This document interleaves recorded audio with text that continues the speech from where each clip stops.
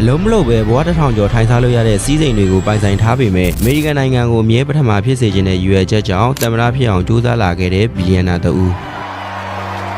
And we will make America great again. God bless you and good night. ဒေါ်နယ်ထရန့်လိုပြောလိုက်တာနဲ့ထောက်ခံအားကြတဲ့လူတွေများသလိုတက်ပြည့်ချင်လာအောင်မုန်းတီးတဲ့လူတွေလည်းအများများပါတယ်ဒေါ်နယ်ထရန့်ကို1946ခုနှစ်ဇွန်လ14ရက်နေ့မှာနယူးယောက်မြို့ရဲ့ကွင်းခရိုင်မှာမွေးဖွားခဲ့ပါတယ်သူ့အဖေကရန်ချမ်းသာတဲ့အိမ်ချမ်းမြေတထေးကြီးဖြစ်တဲ့အတွက်ကြောင့်မွေးကလေးကတထေးသားအဖြစ်မွေးဖွားကြီးပြင်းခဲ့ရပါတယ်တထေးသားတွေရဲ့ထုံးစံတိုင်းထိမရအောင်ရန်ဆိုးသွင်းခဲ့တဲ့အတွက်ကြောင့်သူ73နှစ်အရွယ်မှာပဲသူ့အဖေကနယူးယောက်မြို့ရဲ့စီကံအတင်းကျပ်ဆုံးဖြစ်တဲ့စစ်တပ်အကယ်ဒမီမှာပညာသင်ကြားဖို့အနံခဲ့ပါတယ်စစ်တပ်ကြောင့်ကိုရောက်မှပဲဒေါ်နယ်ထရန့်ကစီစနစ်တကျနေထိုင်တက်လာပြီးတော့အစားအစာရရထူးချွန်ထက်မြက်ဖို့ကြိုးစားတင်ယူခဲ့ပါတယ်ခေါင်းဆောင်ဖြစ်ခြင်းနဲ့စိတ်အရာရာကိုဥဆောင်ခြင်းနဲ့ပင်ကိုစိတ်သက်ကြောင့်စစ်တပ်ရဲ့စီးရေးလေးကျင်းမှုတွေမှာထိတ်ဆုံးကနေပါဝင်ခဲ့တယ်လို့ကျောင်းကိုစားပြုတဲ့ဘေဘောအားကစားအသင်းရဲ့အသင်းကောင်းဆောင်လည်းဖြစ်ခဲ့ပါတယ်စစ်တပ်အကယ်ဒမီကနေကျောင်းပြီးတဲ့အချိန်မှာလည်းစီးပွားရေးသမားရဲ့သားပြီး University of Pennsylvania ရဲ့ Wharton School မှာစီးပွားရေးဘွဲ့ယူခဲ့ပါတယ်။ဘွဲ့ရပြီးဒေါ်နယ်ထရန့်ကသူ့အဖေရဲ့အိမ်ချမ်းမြေလုပ်ငန်းတွေကိုဝင်ရောက်လုပ်ကိုင်ရင်းစီးပွားရေးလောကကိုဝင်ရောက်ခဲ့တယ်။သူ့အဖေရဲ့အမြဲနိုင်ရသူဖြစ်ရမယ်ဆိုတဲ့စကားကိုလည်းအမြဲတမ်းလက်ကင်ထားခဲ့ပါတယ်။သူ့အဖေရဲ့အိမ်ချမ်းမြေစီးပွားရေးအပြင်ကာစီနိုတွေဟိုတယ်တွေနဲ့ကောက်ကွင်းတွေအထိစီးပွားရေးတိုးချဲ့လာနိုင်ခဲ့တယ်။ဒီလိုနဲ့လုံးသမျှစီးပွားရေးတွေကြီးကျယ်အောင်မြင်ခဲ့တဲ့ဒေါ်နယ်ထရန့်ကဘယ်ချိန်မှနာမည်ကြီးလာတယ်လဲဆိုရင်မတ်တစ်ချက်က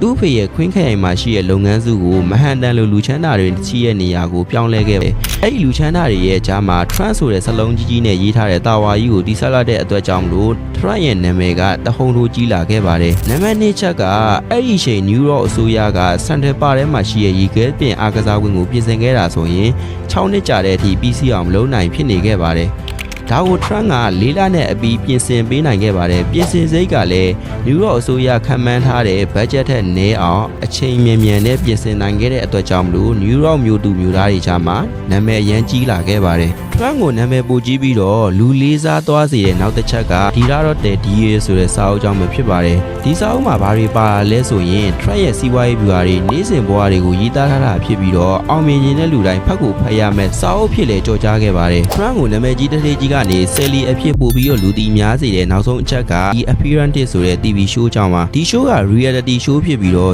စီးပွားရေးလောကမှာအောင်မြင်နေတဲ့လူငယ်လုပ်ငန်းရှင်လောင်းတွေကဒေါ်နယ်ထရန့်ရဲ့ကုမ္ပဏီမှာအလုပ်ရဖို့အပြိုင်ဆိုင်စူးစမ်းရတာပဲဖြစ်ပါတယ်ကုမ္ပဏီမှာဖြစ်လာနိုင်တဲ့ပြဿနာတွေကိုဖြေရှင်းခိုင်းတဲ့ရှုံးတဲ့လူကိုထရန့်ကလှုပ်ထုတ်ပြတယ်ဒီလိုလှုပ်ထုတ်ရမှာပြောတဲ့ You are fire ဆိုတဲ့စကားလုံးလေးကထရန့်ကိုလူကြိုက်များစေပြီးတော့ celebrity တယောက်ဖြစ်လာစေတယ်ဆိုတာလည်းမမှားပါဘူးဒီလိုနာမည်ကျော်ကြတဲ့ show တွေအပြင် Miss Universe လိုနာမည်ကျော်ကဘာကျော်အလားမယ်ပြိုင်ပွဲကြီးတွေရဲ့ပိုင်ရှင်အဖြစ်လဲဦးဆောင်ခဲ့ပါတယ်ထရန့်ကနာမည်ကောင်းတဲ့ကြော်ကြားသလိုနာမည်ဆိုးနဲ့လည်းကြော်ကြားပါတယ်သူ့ရဲ့ဇေယျဆိုးကဘာလဲဆိုရင်မိမရန်ရှုပ်တာပဲဖြစ်ပါတယ်ဒေါ်နယ်ထရန့်ကအိမ်အောင်30ကျပြီးတော့ပထမအိမ်အောင်နဲ့ကွဲခဲ့ရတာကလည်းထရန့်ဘက်ကဖောက်ပြန်ခဲ့လို့ဖြစ်ပါတယ်ပထမအိမ်အောင်နဲ့ကွဲပြီးတော့နောက်တစ်နှစ်မှာသူဖောက်ပြန်ခဲ့တဲ့မာလာမဖောဆိုတဲ့အမျိုးသမီးနဲ့လက်ထပ်ခဲ့ပါတယ်အဲ့ဒီအမျိုးသမီးနဲ့1999မှာလက်တွဲဖြုတ်ခဲ့ပြီးတော့လက်ရှိမယ်လနီယာထရန့်နဲ့က2005ခုနှစ်မှာလက်ထပ်ခဲ့ပါတယ်ထရန့်ဘဝမှာတရားဝင်အိမ်အောင်30ယူခဲ့ပေမဲ့တရားမဝင်ပတ်သက်ခဲ့တဲ့အမျိုးသမီးများစွာလည်းရှိခဲ့ပါတယ်ခုလိုမိမရန်လိုက်စားခဲ့တဲ့အကျိုးဆက်တွေကြောင့်ထရန့်နိုင်ငံရေးလောကကိုဝင်လာပြီးတော့တမန်တော်အဖြစ်မဲဆွယ်စဉ်ကာလမှာအမျိုးသမီးအယောက်20လောက်ကသူ့အပေါ်မတင်တော်တဲ့အမှုတွေကိုကျူးလွန်ခဲ့တယ်ဆိုပြီးတော့ဆွဆွဲကြပါတယ်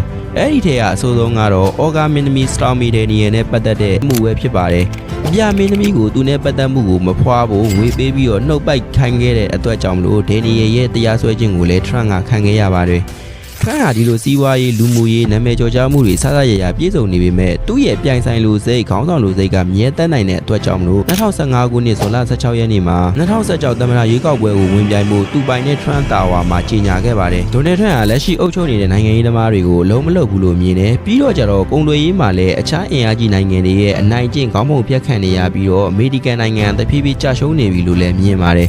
ထရန့်သမ္မတဖြစ်ကိုဖြစ်ရမယ်ဆိုတဲ့ဆုံးဖြတ်ချက်ကိုခိုင်မာသွားစေတဲ့အချက်တစ်ခုကတော့သမ္မတအိုဘားမားကြောင့်ဆိုလည်းမမှားပါဘူး2019ခုနှစ်မှာကျင်းပခဲ့တဲ့သတင်းထောက်များအသင်းညစာစားပွဲမှာသမ္မတအိုဘားမားကထရန့်ပြောခဲ့တဲ့စကားတွေ TV show တွေနဲ့ထရန့်သမ္မတဖြစ်ခဲ့ရင်ဖြစ်လာနိုင်မယ့်အခြေအနေတွေကိုလူအများရှိမှဟာသားပုံစံအဆက်ခွဲပြီးတော့လှောင်ပြောင်ခဲ့ပါတယ်ဒီအချက်တွေကြောင့်လည်းနောက်9နှစ်အကြာ2016မှာအိုဘားမားရဲ့ဒီမိုကရက်ပါတီနဲ့ဟီလာရီကလင်တန်ကိုနိုင်ရပြီးတော့အမေရိကန်နိုင်ငံရဲ့45ရောက်မြောက်သမ္မတအဖြစ်အိမ်ဖြူတော်ကိုသိမ်းပိုက်နိုင်ခဲ့ပါတယ် အခုလက်ရှိမှာလည်းဒေါ်နယ်ထရန့်ကအမေရိကန်နိုင်ငံရဲ့48ရာမြောက်သမ္မတဖြစ်တာဝန်ထမ်းဆောင်ဆဲဖြစ်ပါတယ်ဒီနေ့ဗီဒီယိုလေးကတော့ဒေါ်နယ်ထရန့်ရဲ့ကောင်းခြင်းဆိုခြင်းတွေကိုပြောတာမဟုတ်ဘဲနဲ့ဒေါ်နယ်ထရန့်ဖြတ်တန်းခဲ့ရတဲ့ပုံစံတွေဒေါ်နယ်ထရန့်ရဲ့စိတ်နေစိတ်ထားတွေကိုပြောပြပေးခြင်းလည်းဖြစ်ပါတယ်ခင်ဗျားတို့အနေနဲ့ဒေါ်နယ်ထရန့်ကိုကြိုက်ကြလားမကြိုက်ကြလားမကြိုက်တဲ့ချက်ရှိရင်လည်းပြောခဲ့လို့ရတယ်လို့ကြိုက်တဲ့ချက်ရှိရင်လည်းဘာတွေကြိုက်တာလဲဆိုတာကို